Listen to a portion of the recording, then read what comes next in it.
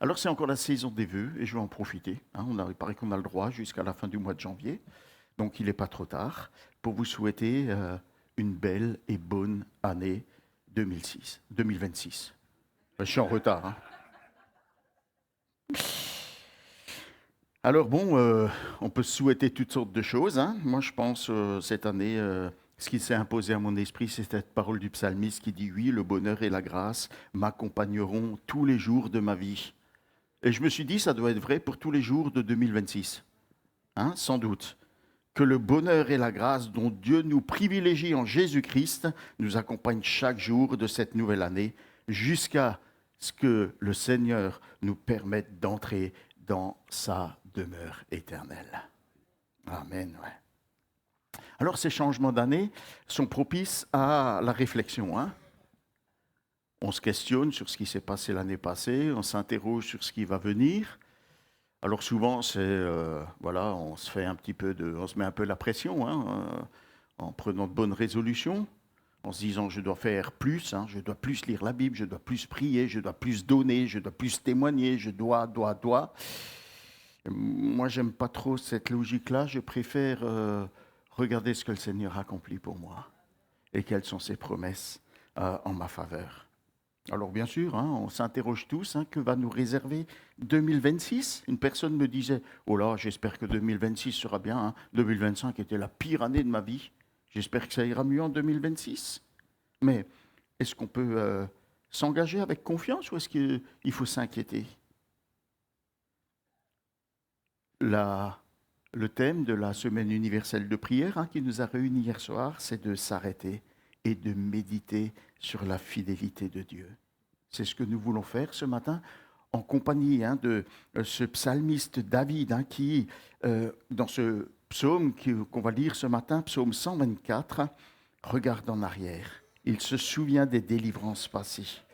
Quelle bonne raison de louer Dieu et d'espérer pour l'avenir. Quand nous regardons en arrière et que nous réfléchissons aux grandes délivrances que le Seigneur accorde, nos cœurs sont pleins de reconnaissance, ils sont aussi pleins d'espérance.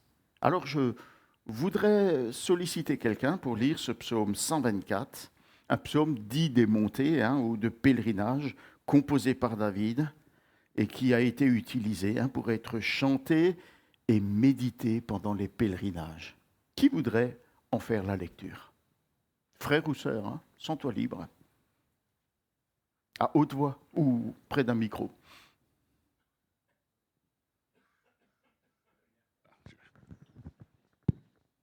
Merci beaucoup. Et puis ça maintient le pasteur en forme. Dieu protège et délivre les siens. Cantique des degrés de David. Sans l'Éternel qui nous protégea, qu'Israël le dise. Sans l'Éternel qui nous protégea, quand les hommes s'élevèrent contre nous, ils nous auraient engloutis tout vivants. Quand leur colère s'enflamma contre nous, alors des eaux nous auraient submergés. Les torrents auraient passé sur notre âme. Alors auraient passé sur notre âme les flots impétueux. Béni soit l'Éternel, qui ne nous a pas livrés en proie à leurs dents. Notre âme s'est échappée comme l'oiseau du filet des oiseleurs. Le filet s'est rompu et nous nous sommes échappés. Notre secours est dans le nom de l'Éternel, qui a fait les cieux et la terre. Amen. Amen. Merci beaucoup pour cette lecture. Alors David regarde vers le passé et il rappelle la grandeur du danger qui menace. Pour une fête de fin d'année, à l'école primaire, l'un de mes garçons a dû apprendre une chanson de John Lennon intitulée « Imagine ». C'est un classique dans ce monde. C'est un hymne de paix dont les paroles utopiques imaginent un monde sans religion, sans frontières, et suggère que ça conduirait à l'unité. Alors vous imaginez que ça a donné lieu à une petite conversation entre mon fils et moi, parce que il me semble qu'on doit apprendre à nos enfants à garder leur cœur dans ce monde. Je dois avouer que cette chanson, c'est un crève-cœur pour moi. Hein? Imagine there's no heaven. Imagine qu'il n'y ait pas de paradis. Moi, je ne peux pas aller au-delà de cette phrase sans avoir envie de pleurer. Hein? Imagine que tu ne trouves jamais justice. Imagine que tu ne trouves jamais le repos. Imagine que tu ne vois jamais celui que ton cœur aime. Imagine qu'il n'y a pas de paradis. Imaginez qu'il n'y ait pas d'enfer. Imaginez qu'il n'y ait pas de religion, pas de frontières, pas de pays. Oh, ça irait tellement bien sur Terre. Hein? Nous serions tous unis dans une belle harmonie, une fraternité universelle. Alors John Lennon et Yoko Ono, qui était sa compagne, ont rêvé d'un monde, mais alors totalement irréel. Hein? Et ils ont fait rêver des millions de gens, toutes celles et tous ceux qui ont imaginé une grande fraternité humaine dans un monde meilleur en mettant Dieu de côté, sont plutôt restés sur leur faim. Hein? Est-ce qu'ils arrivent seulement à s'entendre avec leurs voisins? Le roi David est ici beaucoup plus réaliste. Il ne rêve pas d'un monde utopique, un monde sans Dieu. Lui connaissait les dangers réels de cette vie. Lui aussi chantait « Imagine, imagine que Dieu n'ait pas été là pour nous. Imaginez qu'il ne se soit pas soucié de nous. Imaginez la catastrophe que ça aurait été. Sans l'Éternel qui était pour nous, qu'Israël le dise, sans l'Éternel qui était pour nous quand les hommes s'élevèrent contre nous. Si l'Éternel n'avait pas été pour nous quand des ennemis implacables se sont levés, se sont élevés contre nous, mais imaginez tous les malheurs qui seraient produits. Alors David ne précise pas ici quels sont les dangers extrêmes qui ont menacé. Mais Israël, dans son histoire, a fait face à toutes sortes de dangers mortels. Sous l'esclavage en Égypte, menacé par les Madianites, attaqué par les Philistins. Et puis, il y a eu les dangers dans sa vie personnelle. David se souvient de Goliath qu'il a affronté, il se souvient de Saül, il se souvient de l'attaque des Philistins, le jour où il a été nommé roi. Il se souvient de son propre fils, Absalom, qui voulait usurper son trône. Et la liste est longue. Ce psaume 124 commémore toutes les fois où Dieu a délivré son peuple d'un danger mortel. L'Église aussi est attaquée. Des ennemis redoutables cherchent à la détruire. Leur colère s'enflamma contre nous. Peut-être vous avez regardé le webinaire un vendredi soir de Porte Ouverte. Vous avez entendu ce que dans certains pays, nos frères et sœurs sont obligés de subir, simplement parce qu'ils aiment le Seigneur Jésus. Quel crime, vous ne trouvez pas? Imaginez ce qui arriverait si Dieu n'était pas là pour nous délivrer. Mais David ne chante pas tout seul. Il chante avec son peuple. Il entraîne le peuple de Dieu à chanter avec lui. Sans l'Éternel qui était pour nous, qu'Israël le dise. Sans l'Éternel qui était pour nous. Qu'Israël répète après moi. Chantez-le vous aussi. Rappelez-vous, vous aussi. Imaginez que Dieu n'ait pas été avec nous. Répétez dans l'assemblée. Ce que Dieu a fait pour moi rappelle aux autres ce que Dieu a fait pour eux. Qu'Israël le dise. Que l'Église le dise. Mais pourquoi revenir sur le passé? Pourquoi rappeler des événements qui auraient pu tourner au tragique, qui ont peut-être été douloureux pour nous? Mais c'est pour nous souvenir que jamais nous n'aurions pu nous en sortir par nous-mêmes. Ce souvenir va nous pousser à remercier notre Dieu et à le louer tous ensemble. Tous dans l'Église sont appelés à chanter les louanges de Dieu parce que tous ont été délivrés. C'est pour cela que nous sommes venus ici ce matin, aujourd'hui, avec ce désir, en nous rappelant notre misère passée, afin de louer Dieu et de nous réjouir de ses délivrances, de le célébrer pour son salut. Un commentateur a écrit à propos de ce psaume: ces hommes sont appelés à témoigner de cette délivrance dans le culte public. Leur expérience ne leur appartient pas en propre. Leur délivrance est le bien de tous. La délivrance de quelques-uns doit réjouir le corps dans son ensemble. Pleurer avec ceux qui pleurent, Réjouissez-vous avec ceux qui sont dans la joie. Mais que serait-il arrivé si Dieu n'avait pas été avec nous? Ces versets contiennent un enchaînement logique très simple, hein. Sans l'Éternel au verset 1, sans l'Éternel au verset 2. Alors, verset 3, alors verset 4, alors verset 5. Sans l'Éternel, alors ils nous auraient engloutis tout vivants quand leur colère s'enflamma contre nous. Alors les eaux nous auraient submergés, un torrent aurait passé sur notre âme. Alors auraient passé sur notre âme les flots impétueux. Effrayant, n'est-ce pas? Alors David, il s'exprime ici de manière imagée, poétique. Les ennemis sont comparés à de grandes eaux, un torrent, des flots impétueux. Si l'Éternel n'avait pas été là, nous aurions été submergés, nous aurions été engloutis absolument. Vous vous souvenez? Les Égyptiens les auraient engloutis, les Philistins les auraient détruits. Goliath, Saül, Absalom auraient tué David et mis fin à la promesse du grand roi. Il est important de se souvenir. Pourquoi? Parce que le cœur humain a tendance à oublier. Et quand on oublie la grandeur du danger qui nous a menacés, on oublie la grandeur de la délivrance que Dieu nous a procurée. Et alors, nous négligeons de le remercier et de le louer. Voilà pourquoi nous avons besoin de nous souvenir, de commémorer l'intervention puissante et décisive du Seigneur en notre faveur. C'est pourquoi le Seigneur nous a donné ces signes, du pain et de la coupe, pour que nous continuions à nous souvenir et à proclamer ce qu'il a accompli.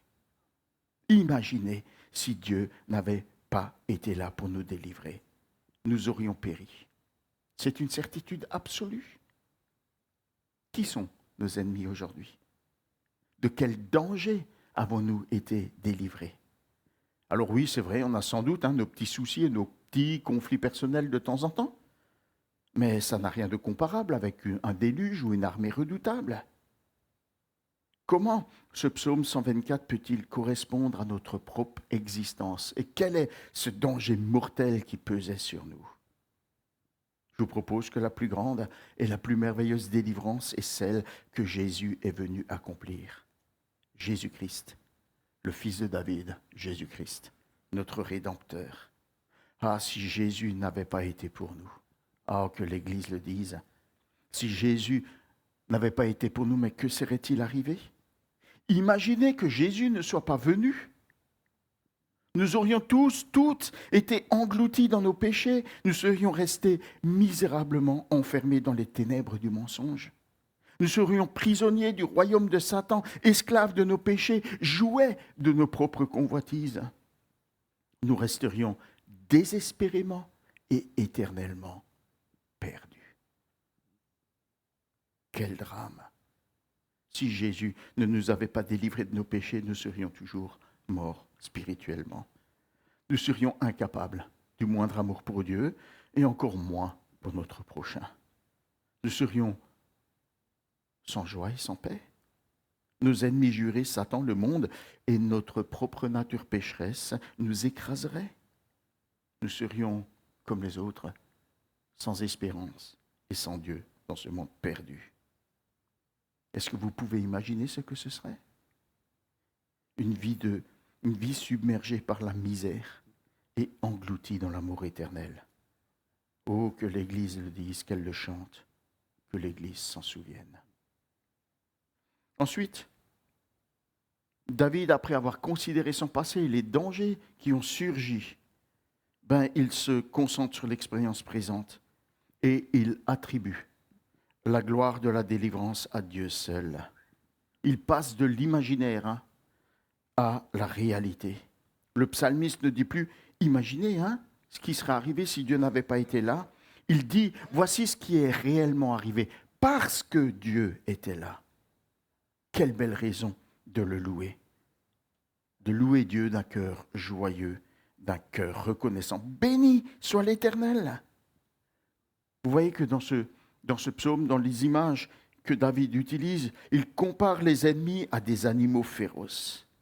Des animaux qui ont des crocs acérés, capables de déchirer leur proie comme un lion. Il est aussi comparable à un filet destiné à attraper les oiseaux. Alors un filet, évidemment, c'est moins menaçant que les dents d'un lion, mais bien camouflé, un filet est invisible, il devient un piège impitoyable. L'ennemi excelle dans l'art du camouflage. Vous l'avez déjà remarqué?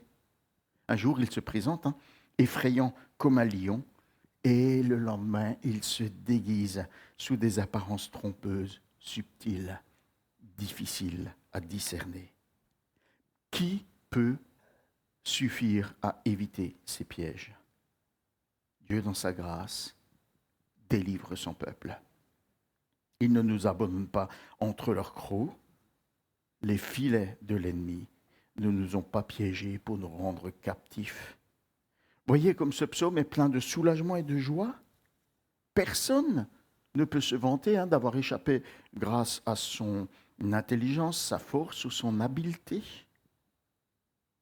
David souligne, chaque fois qu'Israël a été délivré, Dieu a fait tourner les événements de telle manière qu'il soit le seul à recevoir toute gloire. Moïse, vainqueur des Égyptiens, chante « Ta droite, ô Éternel, a écrasé l'ennemi » Exode 15.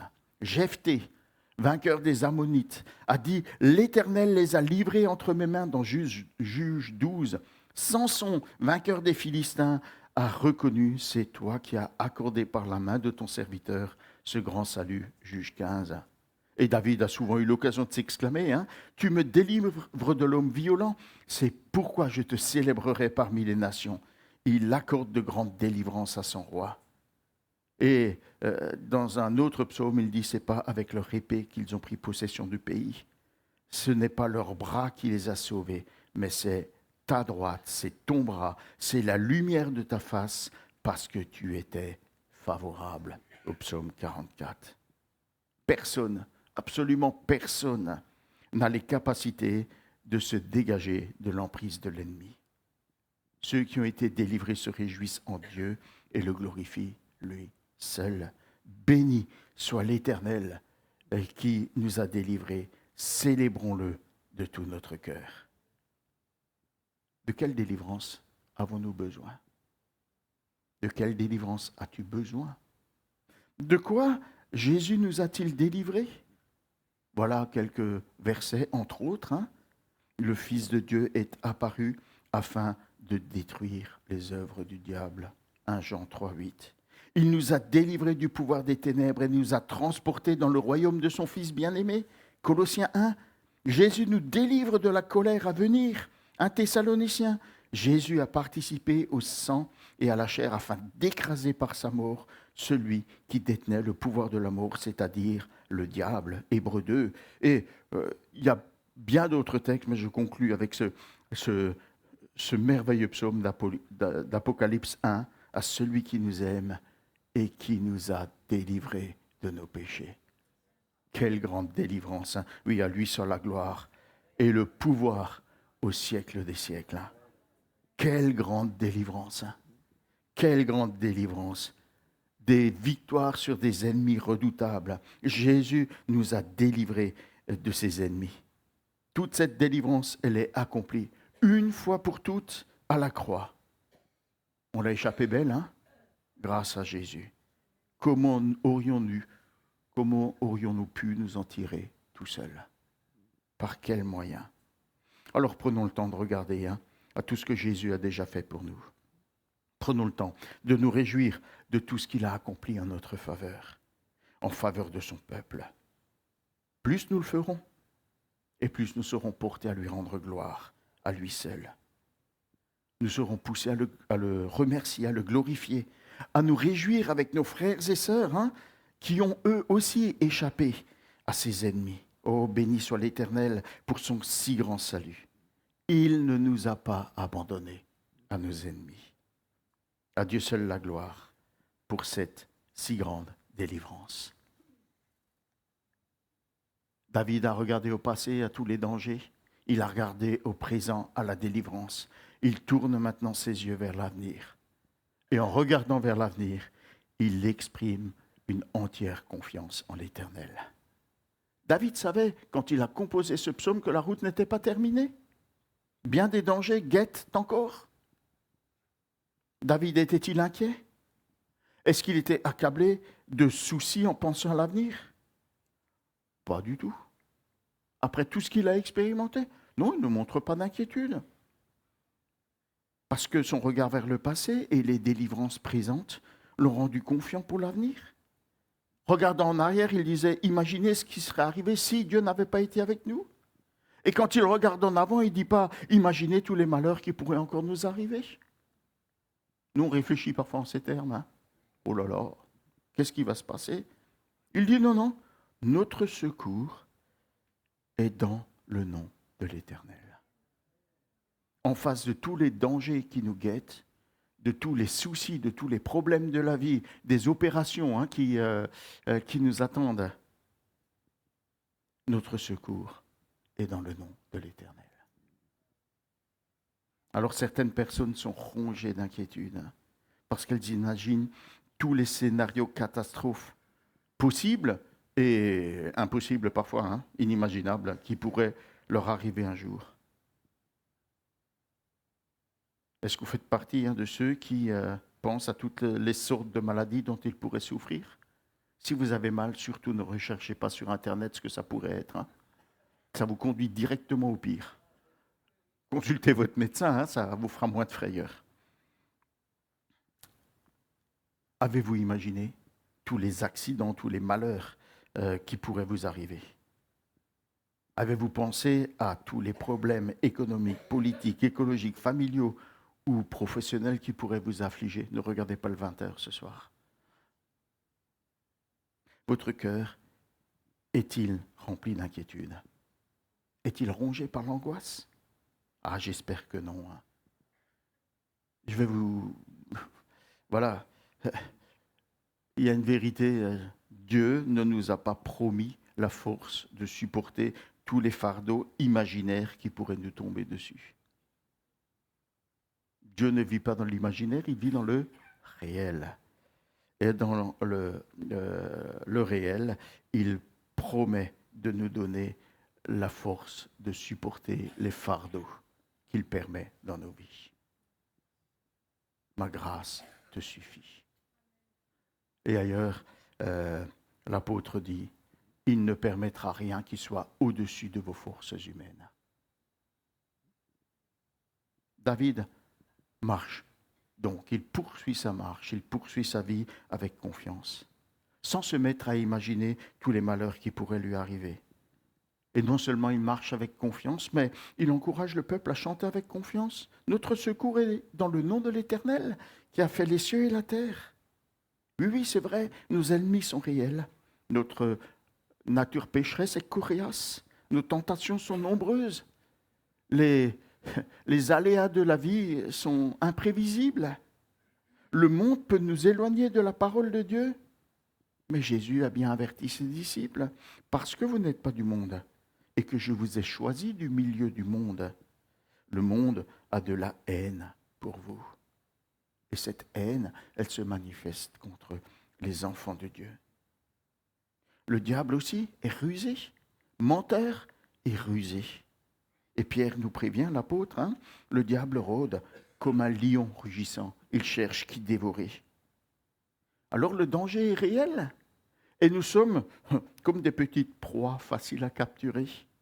Nous risquons si facilement d'être pris au piège si nous laissons nos désirs nous dominer, si nous laissons la peur, l'angoisse nous dominer. Le filet va tomber sur nous et nous envelopper. Mais béni soit l'Éternel, car il a promis de nous délivrer encore et toujours. Il a promis d'être avec nous tous les jours. Avec le psalmiste, nous pouvons donc entonner avec confiance le secours, notre secours, est dans le nom de l'Éternel qui a fait les cieux et la terre. L'Éternel, c'est le nom du Dieu de l'Alliance, le Dieu qui a fait des promesses, le Dieu qui s'est engagé envers son peuple. Oh, plaçons notre confiance en lui. Il est le Tout-Puissant, celui qui a créé le ciel et la terre. Il a fait le monde entier. Qui saurait lui résister? Les nations sont à lui. Le diable lui-même est une créature de Dieu. Qui pourrait s'opposer à l'Éternel? Paul pose la question dans l'Épître aux Romains, si Dieu est pour nous, qui sera contre nous? Cette alliance de Dieu avec son peuple, Dieu l'a confirmée en Jésus-Christ. Par sa vie donnée pour nous, par ce sang versé pour nous, ce sang qui scelle la nouvelle alliance, cette alliance éternelle que Dieu fait avec nous. Dieu rassemble l'Église de Jésus-Christ jusqu'à la fin du monde. Il secourt son Église dans toutes ses détresses. Il nous parle, il nous appelle, il nous avertit, il nous console, il nous conduit, il nous guérit. Jésus a versé son sang pour nous délivrer des plus grands dangers qui soient, le péché, le diable et la mort. Sa résurrection est l'éclatante et glorieuse démonstration de sa puissance et de sa victoire définitive. Sa parole et son Esprit Saint nous sont donnés pour nous diriger, pour nous fortifier. Dieu nous accompagne sur la route par Jésus qu'il nous a donné, Jésus qui est l'Emmanuel, Dieu avec nous.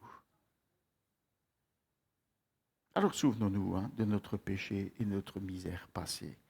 Célébrons notre délivrance. Soyons reconnaissants. Marchons confiants. Marchons en bénissant l'Éternel et en célébrant notre Sauveur mort et ressuscité pour nous. Oh, notre secours est dans le nom de l'Éternel qui a fait les cieux et la terre. Béni soit l'Éternel, à lui seul la gloire. Amen. Je vous propose de répondre à cette parole du Seigneur par le chant de « Mon secours est en toi », si vous voulez bien.